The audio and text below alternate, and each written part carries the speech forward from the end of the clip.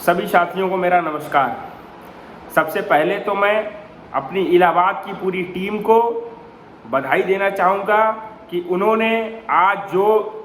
शौर्य का प्रदर्शन किया अपना दल के कार्यक्रम में माननीय आशीष पटेल जी के समक्ष में, वो बहुत ही काबिल तारीफ था। अन्नू पटेल जी, उन्होंने एक शेरनी की तरह वहाँ पे अपनी बात रखी और पूरे दमखम के साथ में उन्होंने कहा कि हम लोगों के साथ अगर न्याय हुआ तो ये अपना दल के लिए उचित नहीं होगा। माननीय आशीष पटेल जी ने भी कहा कि नहीं, जब तक हम इस पद पे हैं तब तक आपके साथ अन्याय नहीं होगा। न्याय होने में देरी हो सकती है लेकिन आपके साथ अन्याय नहीं होगा, ये मेरा वादा है। समय लग रहा है, उन्होंने कहा अगर आपको लगता है कि अगर आपका वकील ठीक नहीं है तो अपना वकील बदल लीजिए, लेकिन जो है ये केस तो आपको लड़ना ही पड़ेगा हर हाल में। कहने का तात्पर्य उनका ये था कि अगर आपको लगता है कि अपना दल उनके साथ कार्य नहीं कर रहा है, 6800 परिवारों की मदद नहीं कर रहा है, तो आपको लगता है जो आपकी मदद कर रहा है आप उसके साथ चले जाइए। ये उनके कहने का तात्पर्य था। लेकिन हमारे सभी साथियों ने उनसे बहुत ही हर तरह की भाषा, चाहे आप एग्रेसिव मूड हो, चाहे फिर शांतिपूर्ण परिवर्तन व्यवस्था हो, सारी तरीकों से उन्होंने अपनी बात रखी। आशीष जी ने लास्ट में संतुष्ट होकर कहा कि नहीं, इस मुद्दे पे हम बात कर रहे हैं, अनुप्रिया पटेल जी भी बात कर रही हैं।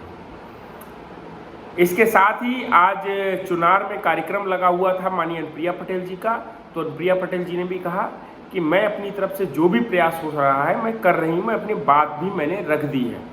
लेकिन अभी तक जो है इस पे जो है जो भी कदम बढ़ने चाहिए थे या जो चीज़ें होनी चाहिए हैं वो हो रही हैं, लेकिन उनकी गति थोड़ा धीमी है। आप लोग परेशान मत होइए, आपको न्याय मिलेगा। ये सूचना चुनार के साथियों के पास से हम लोगों को मिली और इसके साथ ही आज हमारे आयोग टीम के जो सदस्य थे क्या मतलब कि हैं अभी, लेकिन अब दोनों टीमें एक हो गई हैं। भाई प्रदीप बघेल जी भी आज लाइव आए थे, उन्होंने भी अपनी पूरी बात रखी और उन्होंने कहा कि सारे लोग जो है पश्चिम के जो लोग हैं वो माननीय शिक्षा मंत्री संदीप सिंह जी के यहाँ उपस्थित रहेंगे और पूरब के जो साथी हैं वो ओम प्रकाश राजभर जी के यहाँ रहेंगे 12 तारीख को। तो एक तो आपसे निवेदन सभी से ये है कि 11 और 12 2 दिन रक्षाबंधन का त्यौहार है, तो जिन लोगों को धरने में जाना है उन सबसे निवेदन ये है कि वो लोग 11 को ही अपना रक्षाबंधन मना लें, जिससे कि 12 को वो अपनी नौकरी के लिए संघर्ष कर सकें।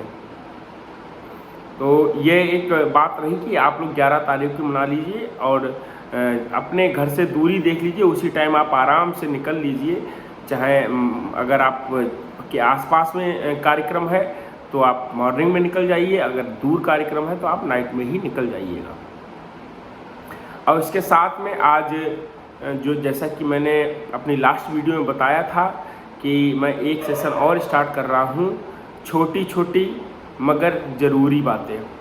तो उसमें मैं आज एक अपना लाइफ का अनुभव जो है वो शेयर करूँगा, क्योंकि ये चीज़ें ऐसी हैं जो अनुभव से आती हैं और ये चीज़ें कहीं कहीं सिखाई नहीं जाती हैं, किसी स्कूल में पढ़ाई नहीं जाती है, ना किसी कोचिंग सेंटर में पढ़ने को मिलता है। ये केवल जिन लोगों ने अपने जीवन में स्ट्रगल किया है उनके अनुभवों से अगर वो शेयर करते हैं तो उनसे हम लोगों को ये चीज़ें प्राप्त होती हैं, ये शिक्षा जो है उनसे हमें प्राप्त होती है। तो मुझे लगता है कि मैंने जीवन में जो भी अनुभव किया है आप लोगों को समक्ष रख सकूं, तो इसीलिए मैंने ये एक सेशन स्टार्ट किया है, छोटी छोटी मगर ज़रूरी बातें। तो उसमें आज मैं एक बात आपको बताना चाहूँगा, ये आप अपनी एक हैबिट में बना लीजिए हमेशा, क्योंकि हमें लगता है कि जो भी लोग पढ़ाई करते हैं या जॉब करते हैं तो उनको ट्रैवल तो करना ही पड़ता है। तो अगर आप ट्रैवल करते हैं तो एक आदत हमेशा अपनी बना लीजिए कि जब भी आप चाहे बस से उतरें बस स्टैंड पर या फिर ट्रेन से अगर आप उतरते हैं रेलवे स्टेशन पर, तो वहाँ पर आप जब भी उतरें तो जो भी ऑटो या जो भी टैक्सी आपके समक्ष आकर अगर आपसे ये कहे आपको कहाँ जाना है तो उस पर ना बैठें, क्योंकि मैंने देखा है कि अधिकतर शहरों में ये चीज़ें चलती हैं कि एक ग्रोह होता है वो शाम के टाइम एक्टिव हो जाता है, जिसका काम ये रहता है कि देखते हैं कि अगर ये सिंगल पर्सन है और इसको ये कहीं बाहर का व्यक्ति है जो शहर में आया है, तो उसको जो है वो लोग कहीं ना कहीं बेहोश करके उसके साथ लूटपाट करने का प्रयास करते हैं। तो एक तो आपसे निवेदन ये है कि आप कहीं भी जाएं तो अपने आप को ये शो ना करें कि मैं इस शहर में पहली बार आया हूँ।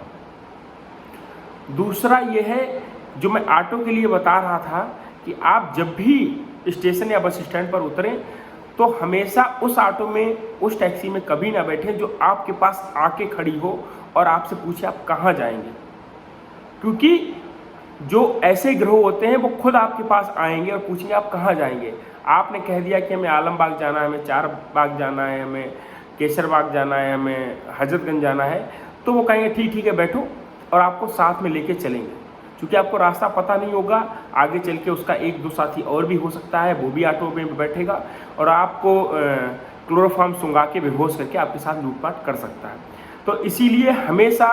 उस ऑटो में बैठिए जिसके पास आप स्वयं जाएं, पूछे आप किधर जा रहे हैं, कहाँ जा रहे हैं, ठीक है। तो वो आपसे पूछे भैया किधर जाना है आपको, फिर आप बता दीजिए कि हाँ हमको यहाँ जाना है। अगर आपको ठीक लगे तो आप उस पर बैठ जाइए। और मैं तो एक काम और भी करता हूँ कि मैं हमेशा अगर किसी नई जगह गया हूँ या फिर मैं नाइट में अगर किसी जगह पहुँचा हूँ तो हमेशा उस ऑटो वाले के साथ में बैठना पसंद करता हूँ जो मुझसे शरीर में कमज़ोर हो, क्योंकि अगर एक पे एक कहीं पे बात आती है तो कम से कम उससे मैं अकेला लड़ तो सकूँ। और दूसरा ये है कि हमेशा अपने नाक के ऊपर, मुंह के ऊपर हमेशा ऐसे हाथ रखे बैठें, जिससे अगर कोई आपको लगता है कि कोई दूसरा पर्सन भी इसके साथ, ऑटो वाले के साथ में बैठा हुआ है,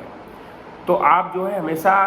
क्या करें कि मतलब ये लगे आपको कि अरे ये दूसरा पर्सन हो सकता है ऑटो वालों के साथ का हो, ठीक है, या कोई आगे चल के कोई बैठे, ठीक है, तो आप जो है साइड रो में बैठें और मुंह पे हाथ रख लें जब तक आपका सफ़र रहे, जब तक आप अपने स्थान पर ना पहुंच जाए। क्योंकि क्लोरोफॉर्म या कोई भी ऐसी परफ्यूम ये लोग लेके आते हैं जो आपके स्प्रे करेंगे, ठीक है, तो आप आसानी से बेहोश हो जाएंगे। ऐसी तमाम घटनाएं मेरे फ्रेंड सर्किल में, मेरे रिलेटिव्स में हुई हैं, तो इसीलिए मैंने सोचा कि ये जानकारियां जो हैं आप लोगों के साथ भी साझा करता चलूं, क्योंकि आप लोग ट्रैवल